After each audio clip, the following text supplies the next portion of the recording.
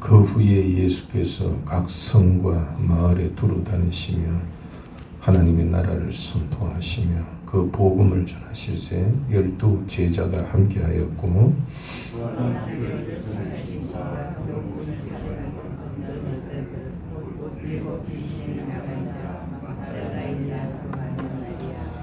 헤롯의 청지기 구사의 아내 요한나와 수산나와 다른 여러 여자가 함께하여 자기들의 소유로 그들을 섬기더라.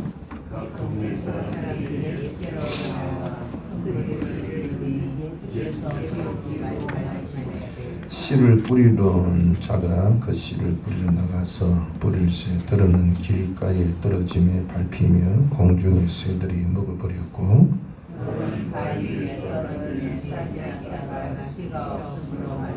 들어는 가시떨기 속에 떨어짐에 가시가 함께 자라서 기운을 막았고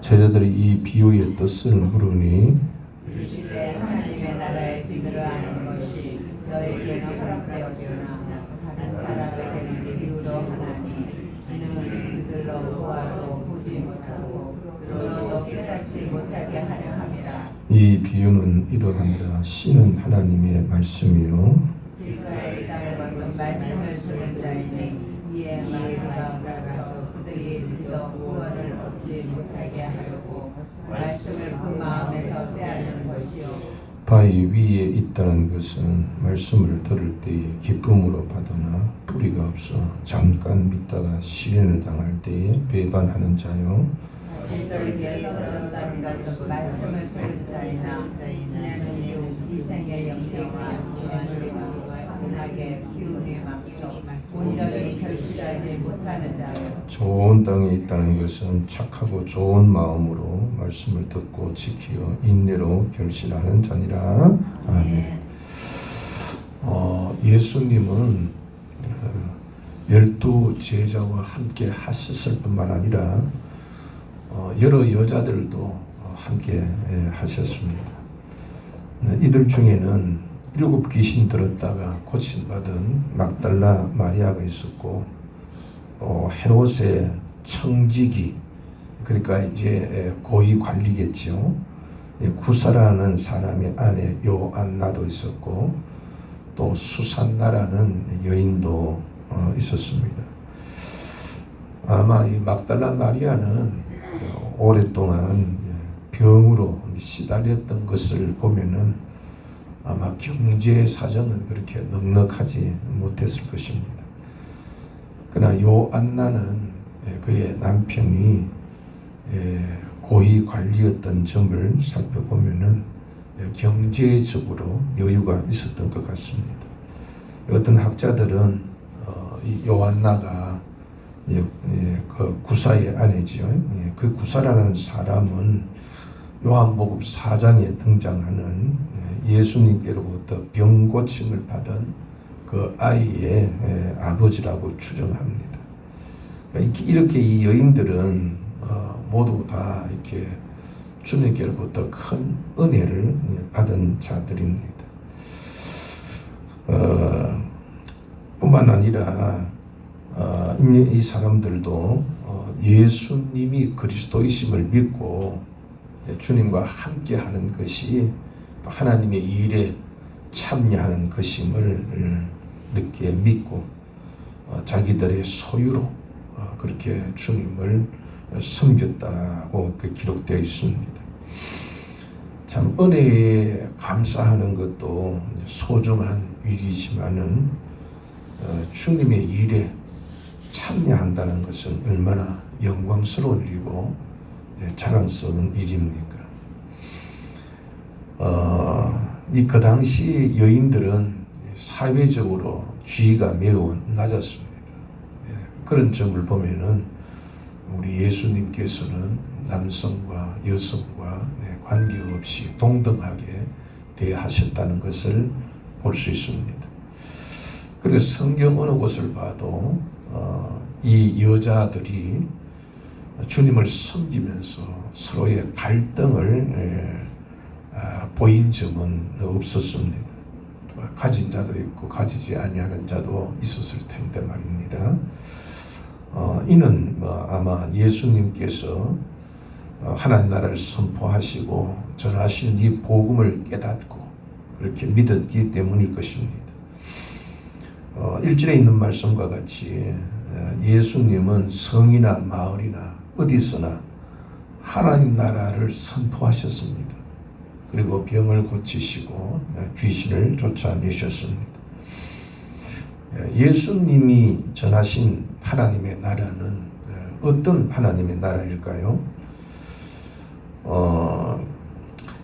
사람들은 온전하지 못하잖아요. 우리는 뭐 이렇게 산다고 하지만은 그냥 성경에 비춰보면은 우리가 사는 것이 하나님의 창조 때와 다른 삶을 사는 거지요.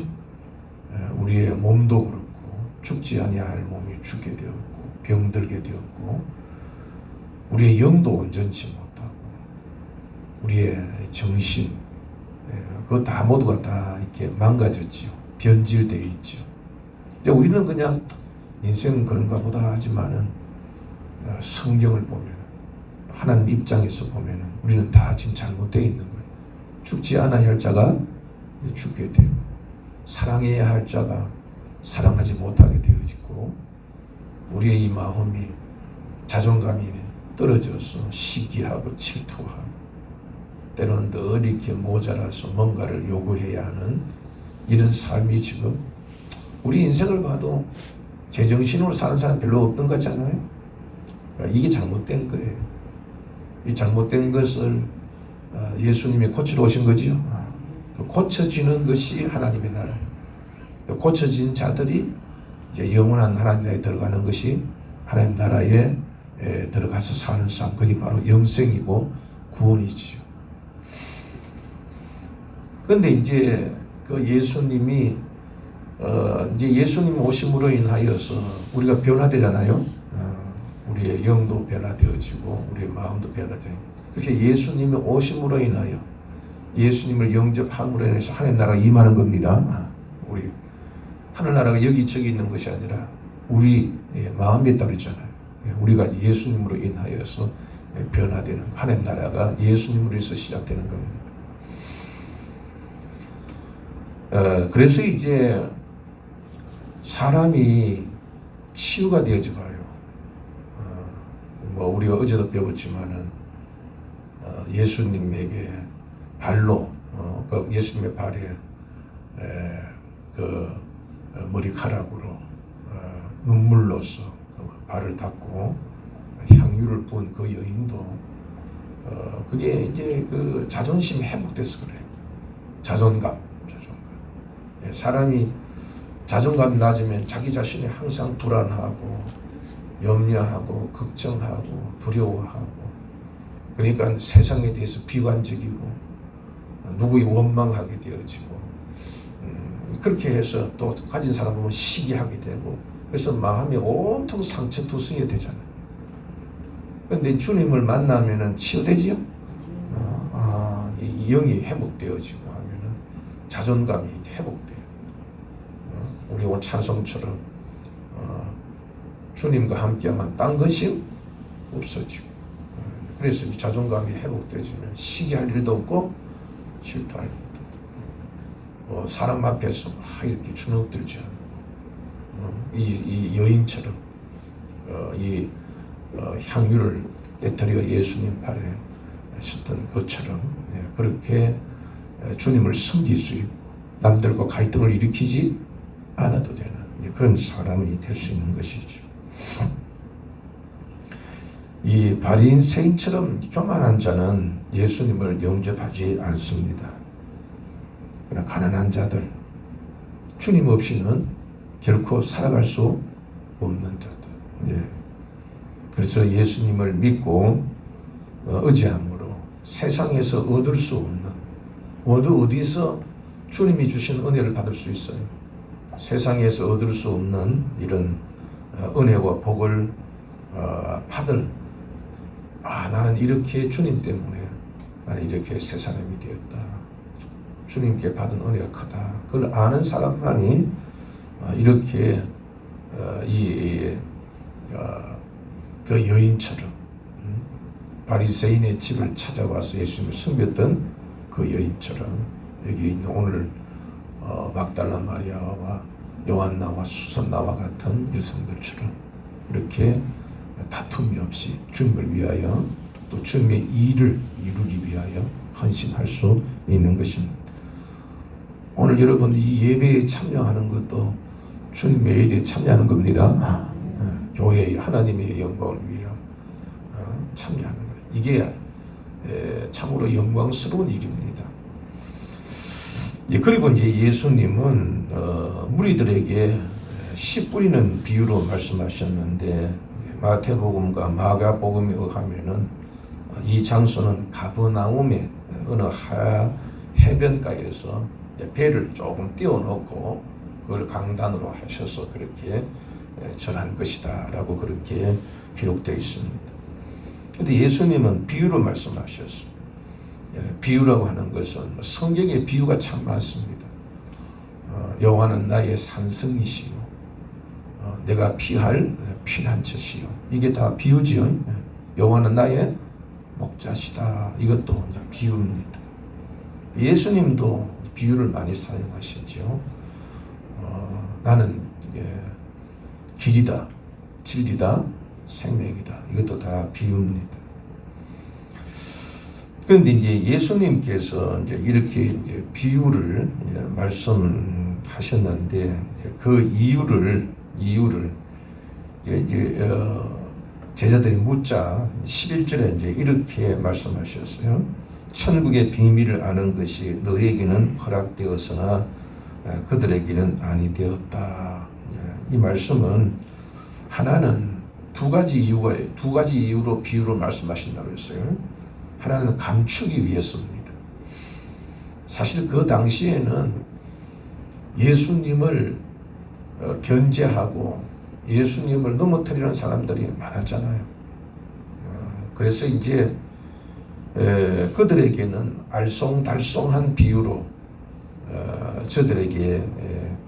저들이 딴지를 걸지 못하게 하시기 위하여서 그들에게 말씀을 막은 것이요.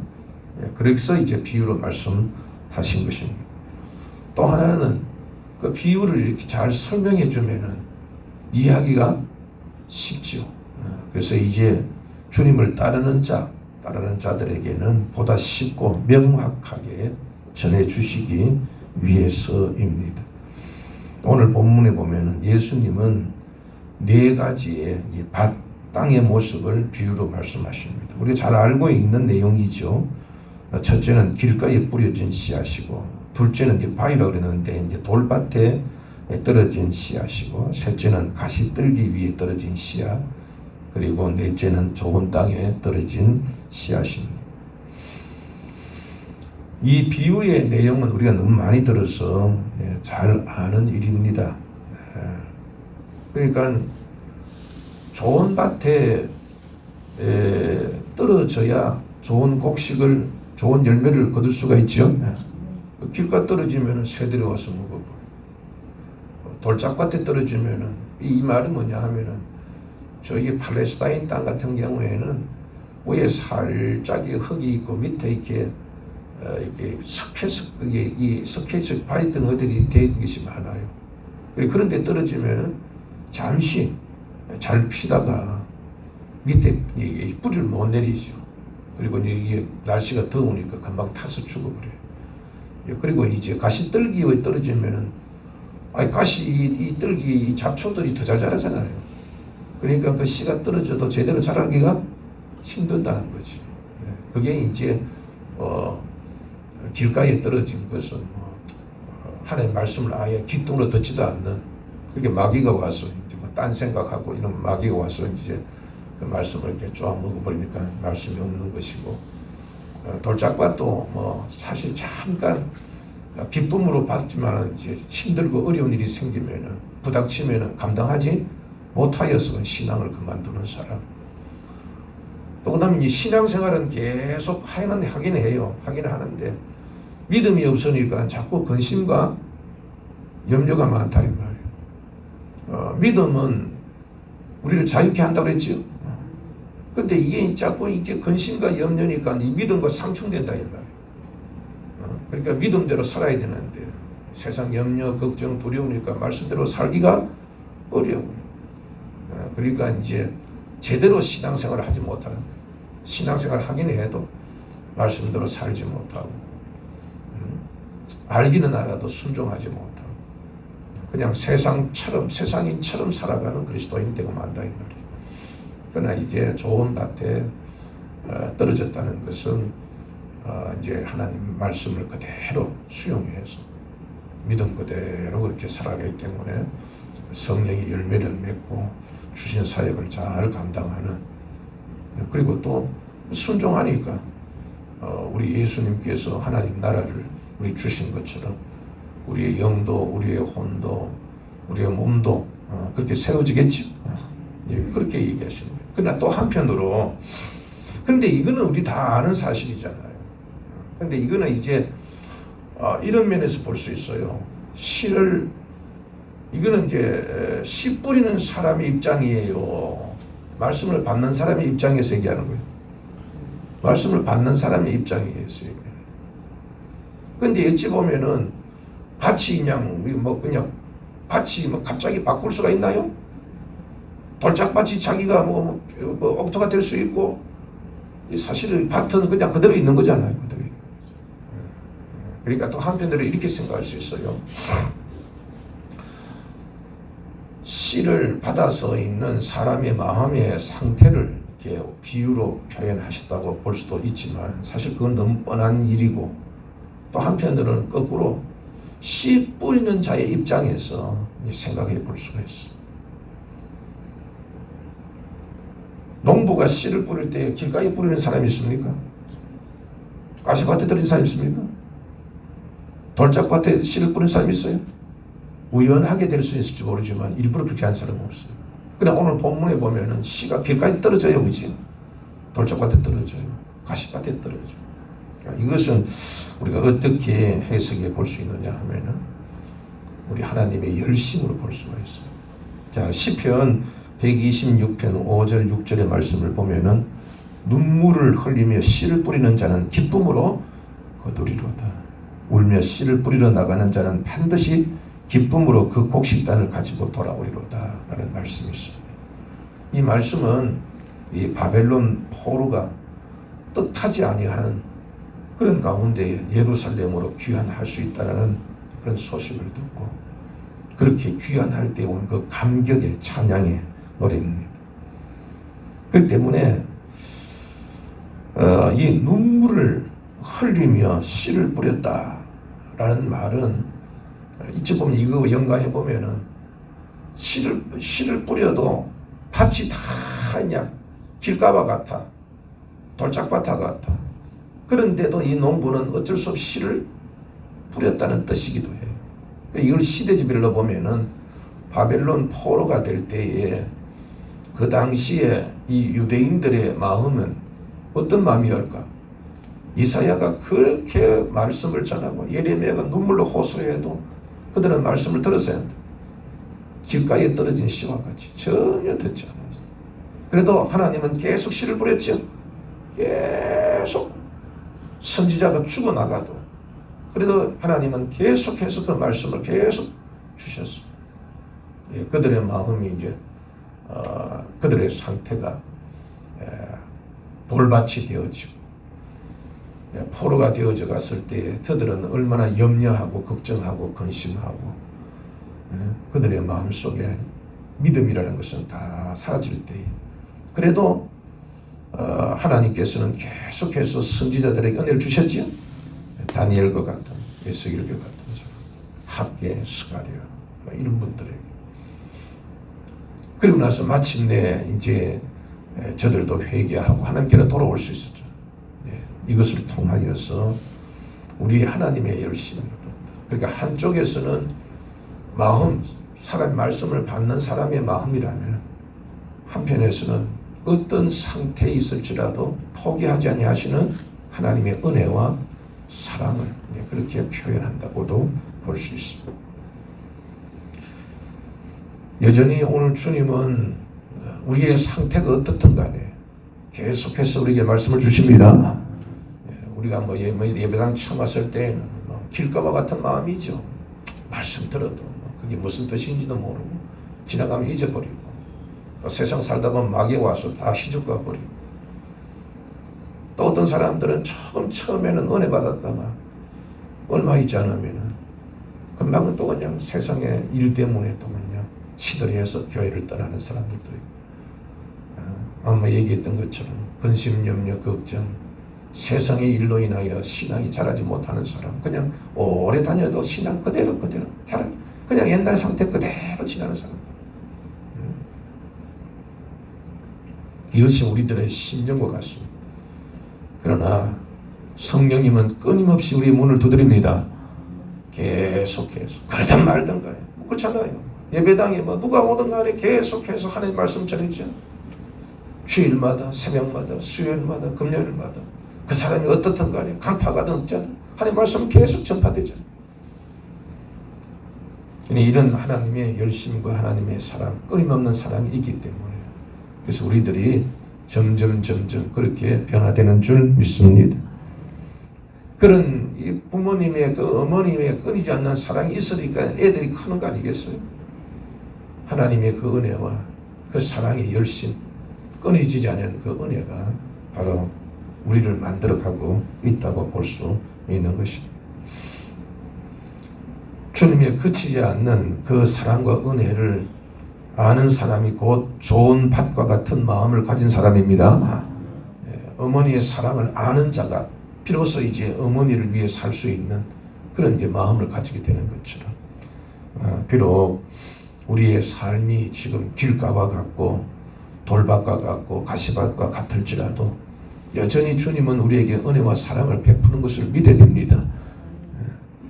그렇기 때문에 우리 역시 주님의 사랑을 믿고 인내한다면 우리의 형편이 길가와 돌짝이나 가시밭 같은 그런 상태일지라도 하나님께서 반드시 나를 새롭게 하시고 나에게 은혜를 허락하실 것이라는 그런 믿음을 가지고 한 말씀 하나라도 내 속에 떨어지면 그 말씀을 귀히 여기고 잘 가꾼다면 분명히 많은 열매를 맺게 될 것입니다. 제가 지난주 오후 예배 때 말씀드렸던 것처럼 예수님은 야이로에게 말했어요. 믿기만 하라고 했죠? 믿기만 하라. 세례 요한에게는 뭐라고 했어요? 나로 인하여 실족지 않는 자가 복이 있다 하고 말씀하셨습니다. 우리도 주님께 대하여 이 믿기만 하면 힘들고 어렵더라도 믿기만 하면 그리고 세상의 여러 가지 일들이 우리를 실족하지 그것으로 인해 실족하지 아니한다면 반드시 때가 되면 우리에게도 큰 자유와 기쁨이 올 것이고 우리의 심령도 하나님 나라의 시민의 그런 마음을 가지게 될 것입니다.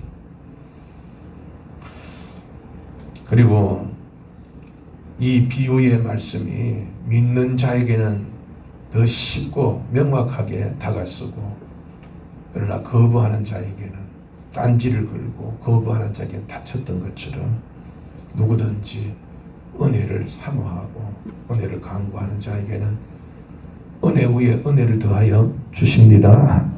오늘도 주님께 자기의 소유로 섬겼던 이 여인들처럼 그 어떤 것으로 갚을 수 없는 주님의 사랑을 믿고 어떤 일이든지 실족하지 말고 야이로게 하신 말씀처럼 믿기만 합시다.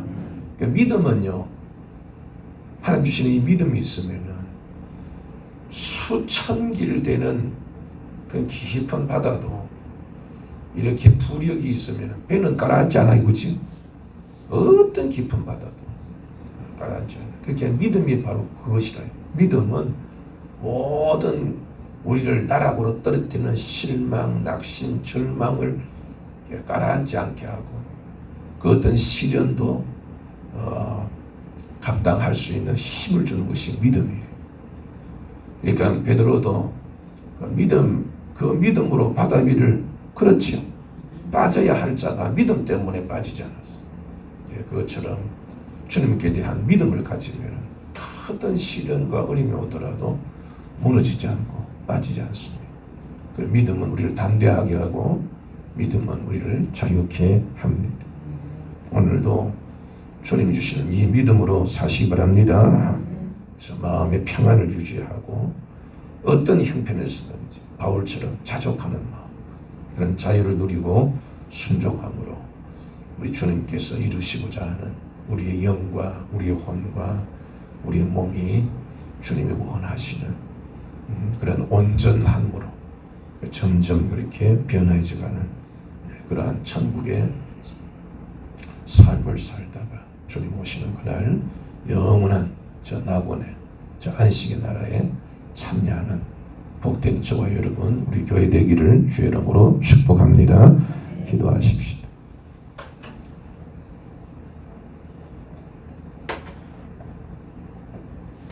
하나님 아버지, 바울의 고백처럼 나의 나된 것은 오직 하나님의 은혜임을 고백합니다.